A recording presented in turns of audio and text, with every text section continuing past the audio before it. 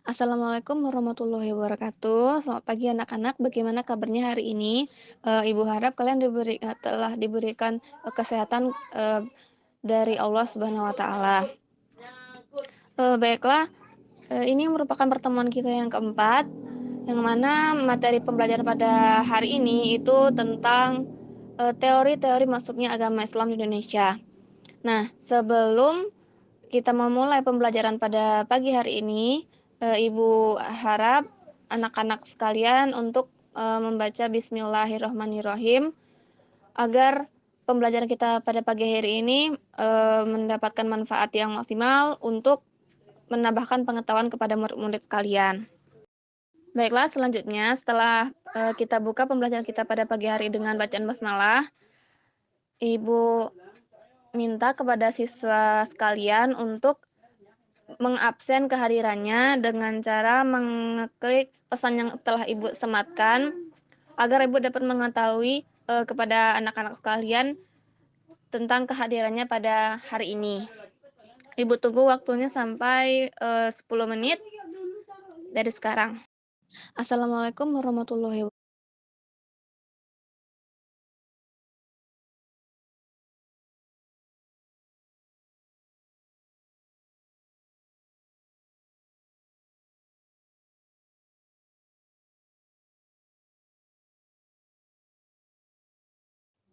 Baiklah, dirasa waktu absensi yang Ibu berikan sudah cukup. Nah, seperti yang telah Ibu katakan tadi, bahwa materi kita pada pembelajaran pagi hari ini itu tentang teori-teori masuknya agama Islam di Indonesia. Nah, Ibu akan memberikan media pembelajaran berupa video animasi kepada anak-anak sekalian untuk menonton video animasi tersebut, yang mana video animasi tersebut akan Ibu jadikan tugas kelompok untuk hasilnya didiskusikan atau disampaikan nanti setelah Ibu memberikan instruksi untuk menyampaikan hasil diskusi. Nah, kelompoknya akan Ibu list setelah kalian menonton video animasi itu tersebut.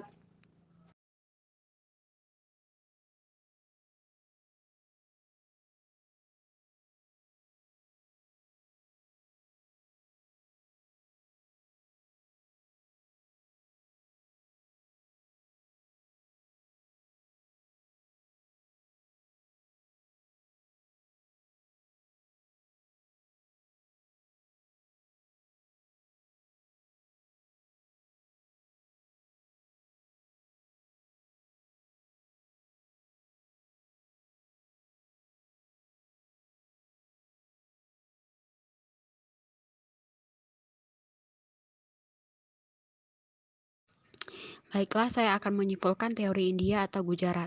Teori ini dicetuskan oleh G.W.J. Drewes dan dikembangkan oleh Snowcott Gronje dan kawan-kawan.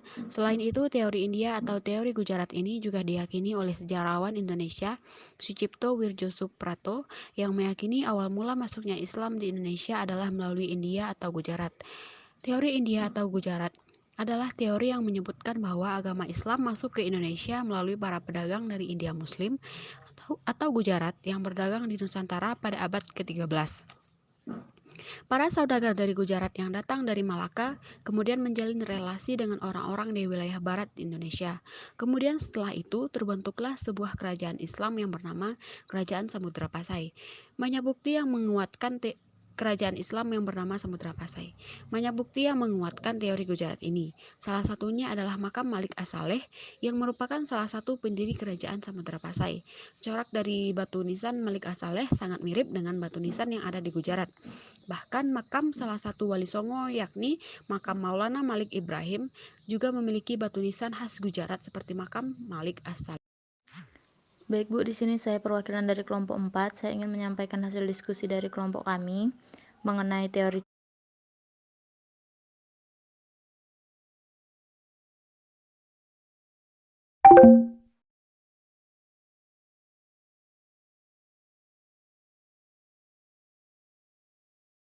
Baiklah, Assalamualaikum warahmatullahi wabarakatuh.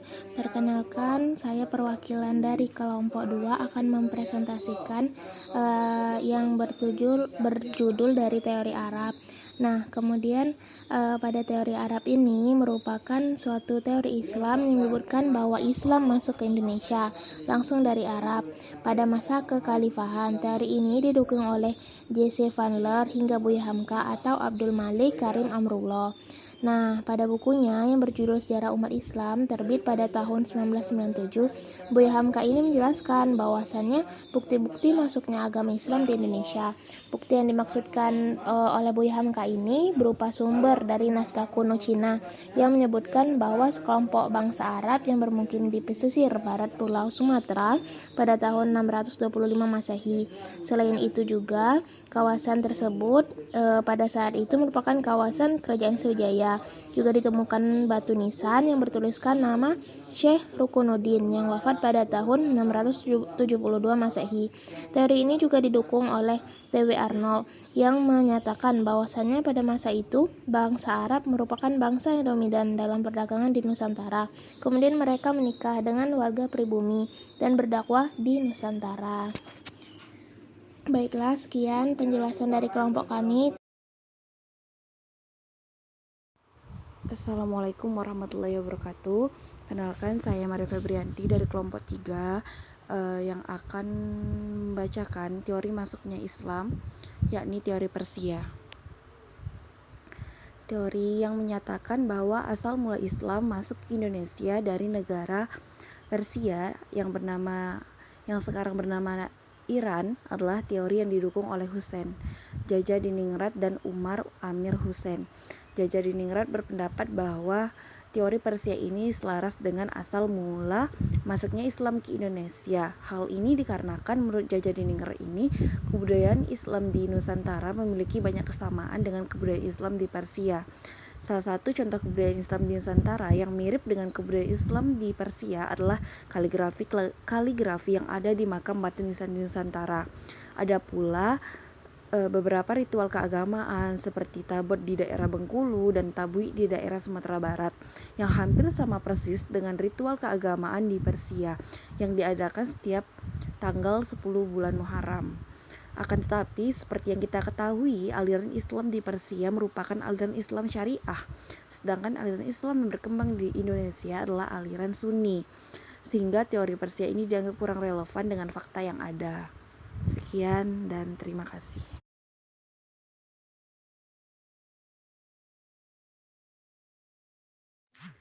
Baik Bu, di sini saya perwakilan dari kelompok 4. Saya ingin menyampaikan hasil diskusi dari kelompok kami mengenai teori Cina. Teori Cina ini merupakan teori yang menyebutkan bahwa agama Islam itu berasal dari Cina. Agama Islam sendiri berkembang di Cina pada masa dinasti Tang, dan Islam masuk di Cina itu dibawa oleh panglima muslim yang bernama Sa'ad bin Waqqas yang berasal dari Madinah pada masa Khalifah Utsman bin Affan. Bahkan salah satu kota di Cina itu pada masa ini pernah menjadi pusat dakwah muslim di Cina. Dalam buku Islam di Cina yang ditulis oleh Jean Berly menyebutkan bahwa relasi antara orang-orang Islam dan orang-orang Cina itu terjadi sekitar tahun 713 Masehi. Masuknya Islam ke Nusantara juga diyakini bersamaan dengan banyak migrasi orang-orang Cina Muslim ke Asia Tenggara, terutama di wilayah Nusantara yang kebanyakan memasuki wilayah Sumatera bagian selatan tahun 879 Masehi atau abad ke-9 Masehi. Bukti lain dari teori Cina sendiri adalah banyaknya pendakwah yang berasal dari keturunan Cina yang mempunyai pengaruh besar pada masa kerajaan Demak, seperti kerajaan Demak yang kita ketahui itu merupakan kerajaan Islam pertama di Pulau Jawa. Untuk buku sejarah sendiri yang ditulis oleh Prof. Nana yang menyebutkan Kesultanan Demak itu didirikan oleh Raden Patah yang merupakan putra dari kerajaan Majapahit Islam. Banyak yang meyakini bahwa Islam masuk ke Indonesia itu pada tahun 700 Masehi atau abad ke-7 dikarenakan catatan dari Cina kuno yang menerangkan bahwa masa itu terdapat para perkampungan Arab atau pemukiman Arab di daerah pesisir barat Sumatera hingga ke bagian Selat Malaka. Selain itu, dengan berdagang ada juga penyebaran Islam yang murni memang ingin menyebarkan agama Islam dengan cara berdakwah di Indonesia. Di Kalimantan sendiri Islam masuk pada abad ke-18, dibuktikan dengan ditemukannya makam Islam kuno dengan batu nisannya. Sedangkan di wilayah timur Indonesia, Islam masuk melalui Sulawesi yang pada masa itu merupakan salah satu daerah yang memiliki kerajaan Islam dan tempatnya pun strategis untuk jalur perdagangan di wilayah timur Indonesia. Sekian Bu penjelasan dari kelompok kami. Baik, saya akan menjawab pertanyaan dari Ifah, yaitu tentang teori Gujarat.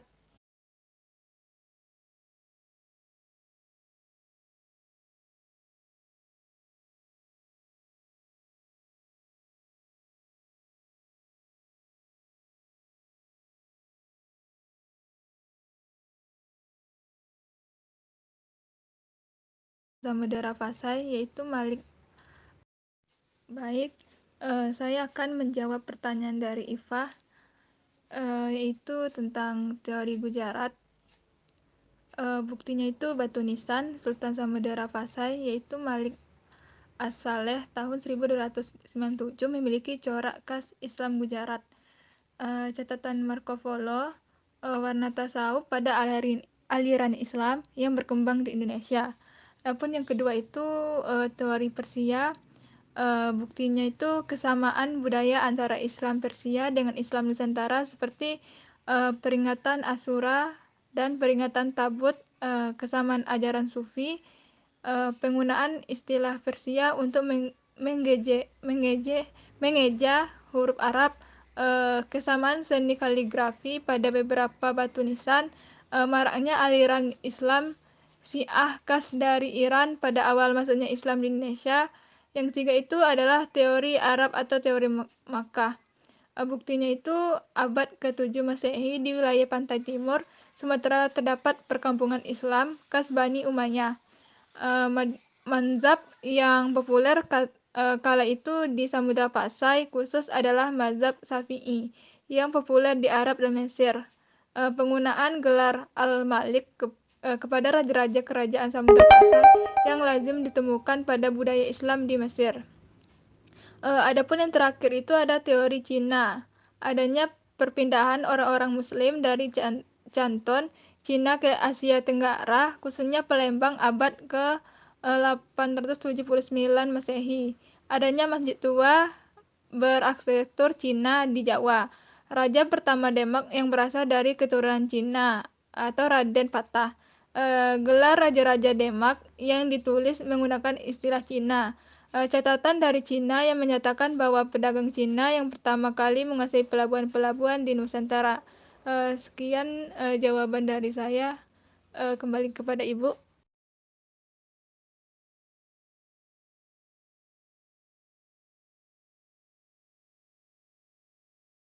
Baik Bu, di sini saya akan menjawab pertanyaan dari teman saya, yakni Saudari Deska, di mana pertanyaannya yaitu, apa teori masuknya agama Islam di Indonesia yang dinilai paling kuat? Baiklah, di sini saya akan menjawab, yakni teori yang paling kuat adalah teori Mekah, di mana Islam datang ke Indonesia dari wilayah Arab. Teori Mekah dicetuskan Buya Hamka dan diperkuat oleh Anthony H. Jones. Kemudian terdapatnya bukti-bukti bahwa sebagian besar masyarakat Indonesia yang hingga saat kini adalah menganut Ashab Syafi'i, di mana pada saat itu, sejak awal perkembangan Islam, mazhab Syafi'i sudah dianut oleh sebagian masyarakat Mekah. Selain itu, hubungan yang erat antara penduduk semenanjung Arab dengan bangsa Nusantara sudah terjadi sejak lama melalui perdagangan. Hal tersebut yang semakin diperkuat dengan adanya catatan dari Cina pada masa dinasti Tang yang menyebutkan bahwa sekitar pada abad ke-7 telah ada pemukiman Arab di Barus, yakni wilayah pantai barat Sumatera yang sekarang ada di Provinsi Sumatera Utara. Baik Bu, sekian jawaban dari saya. Terima kasih. Baik, jawaban yang sangat bagus dari Ananda Lamia. Di sini Ibu akan menambahkan jawaban dari pertanyaan Ananda Ifah, yang mana bukti-bukti itu yang pertama pengaruh Islam masuk itu konsep raja diganti dengan Islami itu khalifah atau pemimpin umat yang pada awalnya itu berbentuk raja dari Hindu Buddha. Lalu sebutan kiai pada saat ini juga merupakan peninggalan dari masuknya Islam ke Indonesia. Nama-nama seperti Sultan Hadiwijoyo, Sultan Trenggana, Susuhunan, Hamengkubuwono yang digunakan pada saat ini itu merupakan pengaruh dari penamaan masuknya Islam ke Indonesia. Nah, dalam bidang sosial budaya, Islam menghilangkan sistem kasta dan membuat kalender Jawa yang berdasarkan perhitungan peradaban bulan Hijriyah. Bahasa yang digunakan sehari pun berubah, seperti penggunaan Kamis itu dari bahasa Kamis, Jumat itu Jumat, Sabtu dari Sab, dan Rabu itu dari Raba'ah. Dari bidang seni itu kita melihat dari aspek candi. Candi bentuk kubah masjid itu bertingkat-tingkat seperti candi di Hindu Buddha. Masih banyak ya hal-hal yang terpengaruh oleh datangnya Islam ke Nusantara yang dapat kita lihat saat ini itu seperti contohnya kopiah, sarung, baju koko, dan kerudung. Nah, seperti itu ya. Kepada Naifa, apakah sudah mengerti? Sangat bagus jawaban dari Wahyu Ningtyas. Ibu akan menambahkan sedikit dari jawaban yang telah disampaikan oleh Ananda Wahyu Ningtyas dari pertanyaan Ananda Deska. Ibu sependapat ya bahwa teori Mekah itu merupakan teori yang dianggap paling kuat karena bahwa Islam datang ke Indonesia ini dari wilayah Arab telah disampaikan oleh ulama besar yaitu Buya Hamka. Nah, teori ini juga dikuatkan oleh ahli lain yaitu Anthony H. Jones. Mengapa teori ini mempunyai kelebihan dari teori lain itu terbukti dari sebagian besar masyarakat Indonesia sampai saat ini adalah penganut mazhab Syafi'i. Nah, mazhab Syafi'i ini merupakan mazhab yang dianut sebagian besar masyarakat Mekah. Selain itu, ada hubungan erat antara penduduk semenanjung Arab dengan bangsa Nusantara yang sudah terjadi sejak lama melalui perdagangan. Hal ini semakin diperkuat juga dengan adanya catatan dari Cina pada masa dinasti Tang yang menyebutkan bahwa sekitar abad ke-7 telah ada permukiman Arab di Barus, yaitu wilayah pantai barat Sumatera sekarang, ada di Provinsi Sumatera Utara. Nah, Barus ini merupakan kota niaga yang tadi itu sangat terkenal seluruh dunia, di mana kota ini banyak dihasilkan wewangian yang sekarang dikenal sebagai Kapur Barus. Pedagang dari seluruh dunia, termasuk dari Arab, seringkali mereka tinggal untuk jangka waktu yang lama. Hal inilah memunculkan permukiman dari warga Arab yang beragama Islam di pesisir kota Barus. Maka selanjutnya terjadi asimilasi dengan penduduk lain dari kota ini. Jadi jawaban dari pertanyaan Deska itu teori Mekah ya.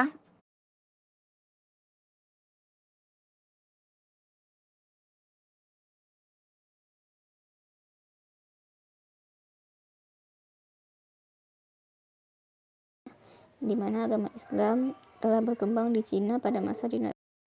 Baiklah Bu, di sini saya akan menyimpulkan tentang pembelajaran kita pada pagi hari ini tentang teori masuknya Islam di Indonesia, di mana teorinya yaitu teori Arab atau Mekah, teori India, teori Cina, dan teori Persia.